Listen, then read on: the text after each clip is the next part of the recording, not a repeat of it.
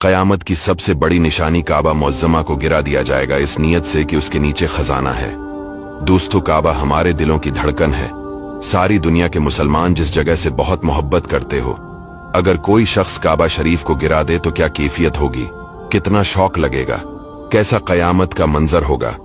जी हाँ, वो क़यामत न सही मगर क़ुर्ब क़यामत में ऐसा जरूर होगा, क्योंकि इस बारे में हमारे आका सल्लल्लाहु अलैहि वसल्लम की अहादीस मौजूद है। पहले तो अब्राहा ने काबा को ढाने की कोशिश की थी।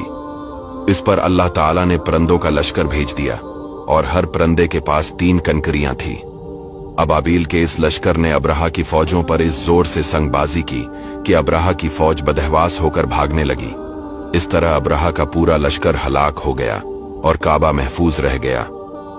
हजरत अब्दुल्ला बिन उमर रदियल्लाहु ताला अन्हु से रिवायत है कि नबी पाक अलैहिस्सलाम ने फरमाया, हबशा को छोड़िए रहो जब तक वो यमन छोड़े रहे, क्योंकि काबे का खजाना ना निकालेगा मगर हबशा का एक छोटी पिंडलियों वाला। इस हदीस पाक की शरह में लिखा गया है कि काबे को गिराने वाला एक गैर मुस्लिम हबशी हिब्शा से काबा को गिराने के इरादे से और उसके नीचे से खजाना निकलने के नियत से पूरी रात चलेगा, यहां तक कि वो काबे तक पहुंच जाएगा और काबे की एक एक ईंट गिरा देगा।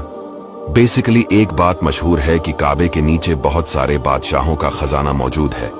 वो शख्स इसी लालच में उसी खजाने को हासिल करने के लिए खाना काबा को ढा देगा।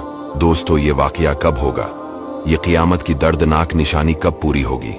इसका जवाब ये है कि ये होलनाक वाकया हजरत ईसा अलैहिस्सलाम के दुनिया से पर्दा फरमाने के बाद होगा, जब कुरान मजीद को उठा लिया जाए, हिज्र अस्वद और मकाम इब्राहिम को दुनिया से उठा लिया जाएगा और दुनिया में कोई भी अल्लाह अल्लाह कहने वाला कोई ना होगा। फिर काबा को गिरा दिया जाएगा और ये क़यामत के बिल्कुल करीब होगा।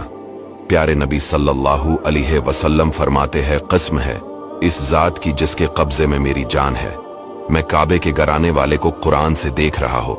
वो बड़ा मुतकब्बिर, टांगों को फैलाकर चलने वाला, वो आपने हथौड़ों से खड़े होकर काबे को गिरा रहा है। इसके अलावा भी कई हदीसों में इस बारे में आया है। और इस तबाही के बाद फिर अल्लाह ताला का घर आबाद ना होगा, क्योंकि इसके फौरन बाद क़यामत का वक्त